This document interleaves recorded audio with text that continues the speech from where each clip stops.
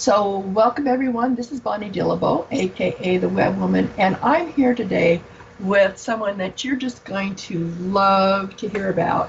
I've had an opportunity to read some of his work, and I have to tell you how impressed I am with what he has to say about so many different topics.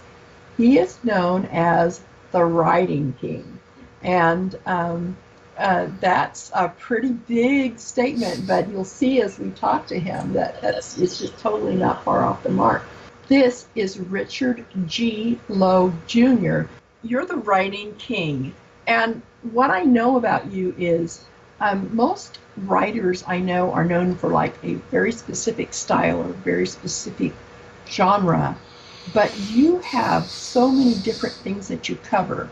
And I think that's kind of where the whole writing king comes from. Am I right? That's correct. My niche is that I can write just about anything.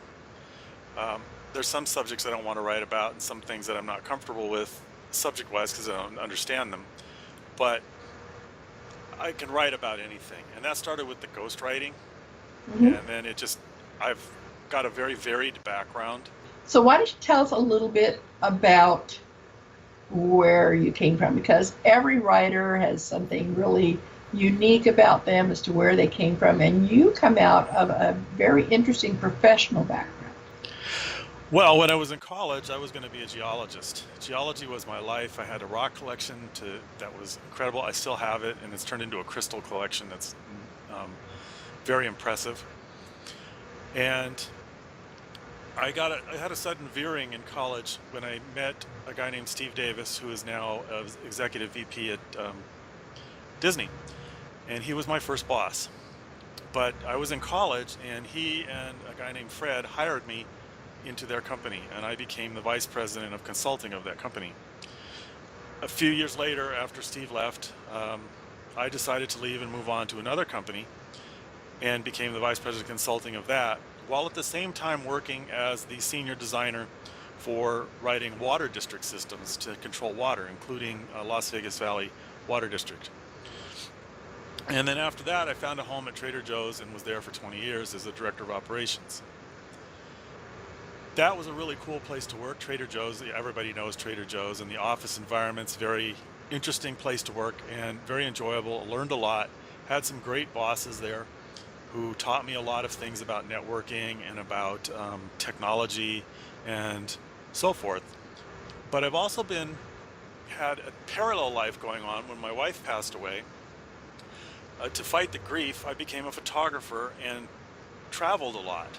And for a while I was doing nature traveling, going hiking in all the national parks in the western United States. And then I fell into Renaissance fairs and started photographing fairs and became the photographer for a number of the fairs in the local area from California to Arizona and Colorado.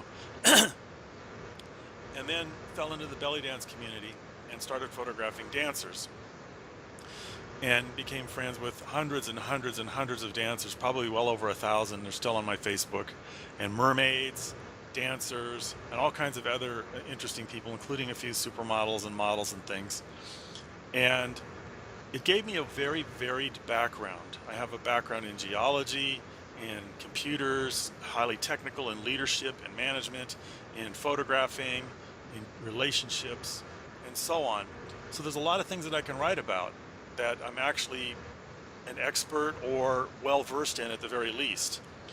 And I'm also writing a lot of fiction now, some science fiction, working on a science fiction novel, and I've written a couple science fiction shorter works, and I'll be writing a lot more of that. Awesome. I know that back in the day when I was pursuing writing as a potential career, one of my mentors always said, write about what you know. Obviously, your background fuels the kinds of things that you write about. You also have coloring books that you've done that are, some of these are really beautiful. Yeah, I fell into the coloring book thing by accident. I was on Fiverr doing some covers, and I ran into an artist who was very inexpensive. And it occurred to me that I have these pictures, photographs that I've taken of belly dancers, so why not have the artist sketch them into coloring books? And because she was very inexpensive and relatively good, I had 4 books done with over 200 images. I liked it. It produced, it felt good to produce art. I like producing art. So then I produced 12 more, and I've got one final one on human rights that will come out in about a month. Wow, that's cool. Well, one of the things I want to suggest to any of you who are watching or listening to this right now is definitely go and look him up on Amazon.com, because you'll be amazed at the variety of things that he's got out there that he's writing about. Obviously, you've done a lot of things. What was it that, for the very first time, where you said, you know what, I'm going to sit down and I'm going to start writing? What was there, a specific event in your life, or? Well, I was brought up as a reader.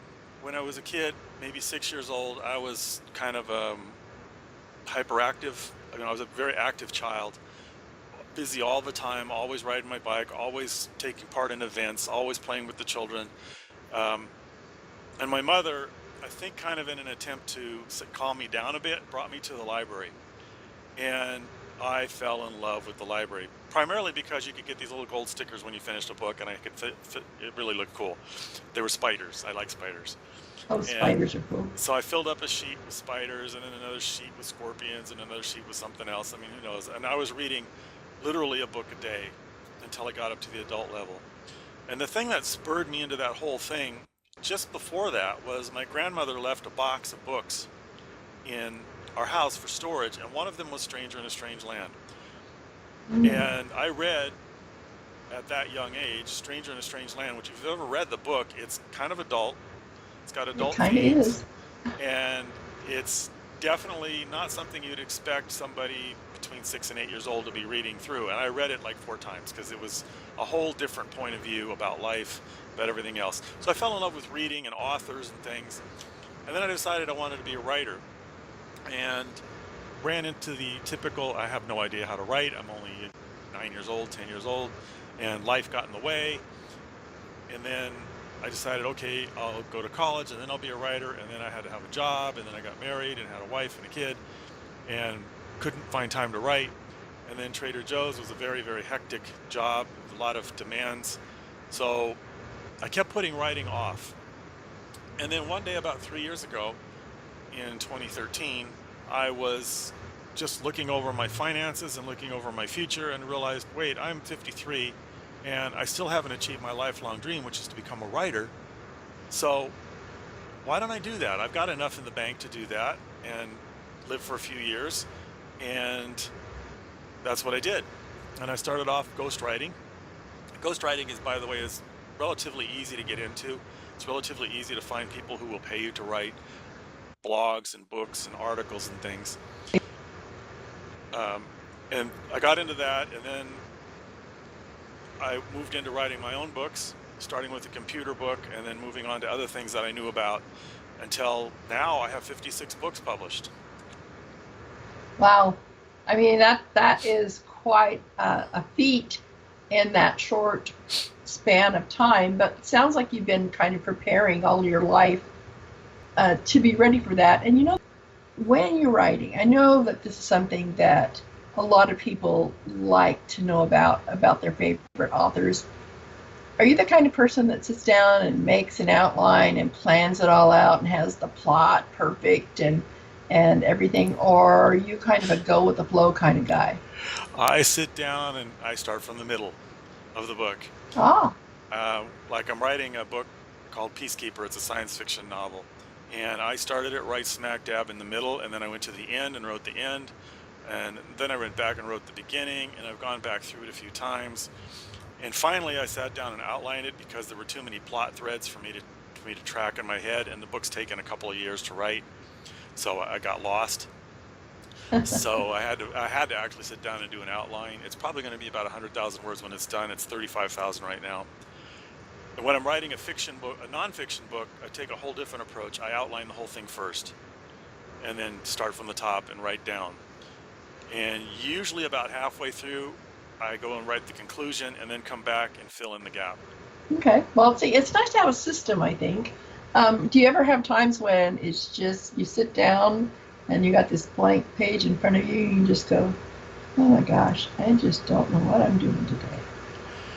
That's when I let social media take over and I start doing promotion. What I found Ah, is when I don't feel like writing, then I start promoting or marketing or working on artwork for a cover or something else. And if worst comes to worst, go for a long walk. And if I still can't mm, figure it out, then find out who's been talking bad things to me about my writing, because that really ah, discourages writers. Is when somebody, and it's usually subtle, somebody makes a subtle remark. It could even be just a that was okay, and dear. that can devastate a writer. Mm-hmm. So if I can't fix it by that, what do you call it, writer's block, by promoting or doing something else, then almost inevitably it's somebody made a comment, an evaluation. Sometimes it's quite blatant, sometimes it's quite subtle. It just depends. And then I find that, and then it's interesting that the writer's block clears up right away. Oh, there you go. There you go. Well, it's nice to be able to find the root of a problem. Now, which do you like better? Do you enjoy writing fiction or nonfiction better? Well, I've written 54 fiction, or excuse me, I've written 25 nonfiction books plus a bunch of coloring books and puzzle books and other things, and 2 fiction books. So I like writing fiction better, but I'm not well versed in it yet. I'm finding it more difficult, probably because I haven't done a lot of it. So, and nonfiction is just easy, man. I can sit down and whip out 10,000 words a day, easy, writing a Right, because nonfiction it's book. what you know. Because it's Because what it's I what you know. know. I have a very casual style of writing. And I don't, I just sit down and boom, write it out. It's like I'm talking to you right now. I'm writing I write about as fast as we're talking. And then in the evening, I'd go through and edit it down and fix it all. And I actually use this to write with, which increases speed by 3 times, by the way, when you dictate your words. Over time, I know that you've done a lot of ghost writing for other people. Is that something that you enjoy doing, or is it something that's more bread and butter kind of thing? It's a little of both. I enjoy ghostwriting. It's fun working with a client. It can be a little difficult because I tend to get the very high technology ghostwriting jobs because I'm very technical. And the one I'm working on now, I just finished the book and it's off to the beta readers. Is was over my head by about a light year. Oh, and well, and the guy I'm writing it with, it actually turned into a collaboration instead of a ghostwriting project. I'm actually going to get my name on the cover, um, which is pretty cool, which means I'll be credited yeah. for the book.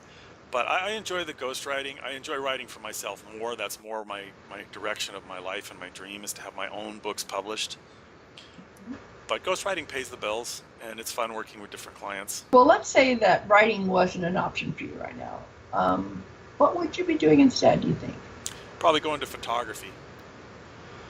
I was doing that for about 8 years. I was photographing, and I wasn't doing it for a living, but it's similar in that it's very creative, and I had a lot of fun doing it, and it involves being out with people, and I enjoyed that a lot. So I think if I couldn't write, I'd go and photograph.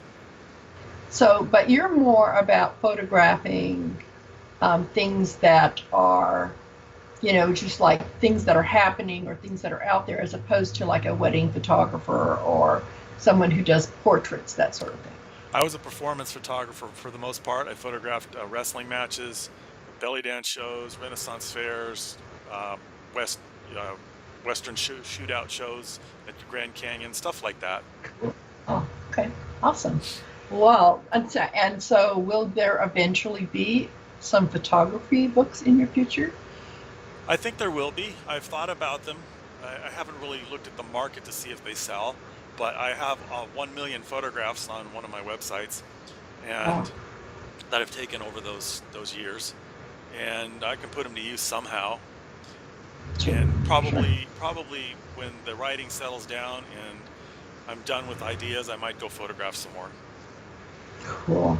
So, for those of us who are still working through things, and I've got a book in the works right now, but for those of us who could use some mentoring here, what would you say is the best tip you can give for someone just getting started and deciding to do writing for a living? Well, that's actually relatively easy. The way you succeed in any business, and writing is no exception, it might even be more for writing, is you network your butt off. And by networking, I mean you go out and meet people. You meet them on Skype, you meet them on online, you meet them in Facebook, on LinkedIn, and then you go out to libraries, you go out to bookstores, you go to places where people are who read books. You start your own critique groups, you go join critique groups, and you build this network of other writers that you can pitch your ideas to, who will beta read your books, who will give you honest critique, not criticism, but critique, um, and who will help you promote your book when the time comes to promote it, who can give you resources for covers, and so forth. That is the number one thing that a writer needs to be doing from the day he starts writing until the day he keels over.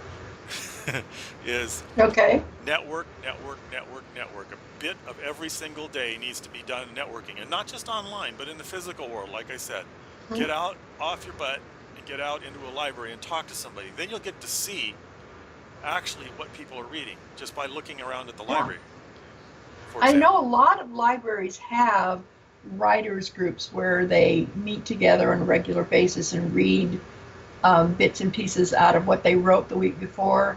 Having kind of a commitment that you need to have something to read to somebody by next week is kind of a good way to stay on top of it and keep moving forward, I think. So I think that's a really excellent tip. That's correct. In fact, I run my own writers group here in Clearwater called the Clearwater Science Fiction Critique Group. And also schools, universities and things are also excellent environments to go to and see what people are reading and what is popular topic-wise. Awesome. That's terrific. So, so as you moving forward, you were talking about that networking is just really, really important as an author, and you happen to have a book coming out soon about networking for your business and for your life. That's correct. It's in the final stages now. Its publication date is due to be March 1st, 2017. It's coming up soon. And just got it back from the proofreader. I've had 4 beta readers look at it. I've got another one looking at it now, actually you. Yes. And it's about how to network professionally as far as business is concerned, in the virtual world and in the physical world, because that's the way you actually become a best-selling author, is you build a network. And everything else, basically, unless you have really deep pockets and you can afford hundreds of thousands of dollars to promote your book, everything else doesn't work. You need to be networking. Yeah, absolutely. But it's not just for people who write. I mean, anyone who has any kind of a business or who wants to move forward in their career needs to get good at networking. Isn't that true? That is correct. But for example, when you network, you can find people who have resources that you need, because you can't do everything. You can find people who help you promote. You can find them help you advertise. You can find business partners who can work with you. I've got several people who are working with me on different parts of my business, and I help them with parts of theirs. And this is what keeps a small business going, and writing is a small business. If you want to make it, that's the other thing. The second tip is treat it as a business, not as a hobby. And that means you work at it. And networking is one of those things, if you notice, one of the words is work. You need to work at it. You need to go out and work. And that book will be all about how to do that. Actually, I have one final interview scheduled for next week with the senior vice president of a major corporation, who was one of my first bosses, and he's a supreme networker. And that'll probably go in the book, depending on how the interview turns out. Wow, that's awesome. Well, so there is so much more that we could talk about. I mean, honestly, I could sit and talk to you for the next 3 hours, and you and I often do that. That's correct. The thing that I want to leave people with right now is, if you haven't heard of Richard G. Lowe Jr., please take a moment and go look him up on Amazon. You will be amazed at the wealth of information that he's put out there, and having read some of his information and read some of his work, I can heartily recommend taking the time and seeing what he's got to offer.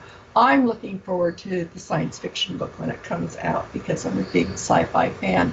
But I think that if you're looking for something to put on your Kindle, or so that you have something to read during your commute.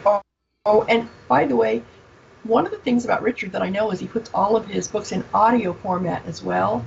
So if you just want to listen to it on your commute, you could do that, which I think is really, really cool.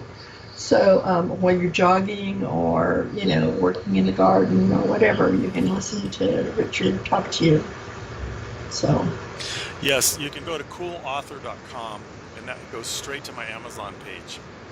Oh, awesome. Okay, well, that's easy to remember then, coolauthor.com.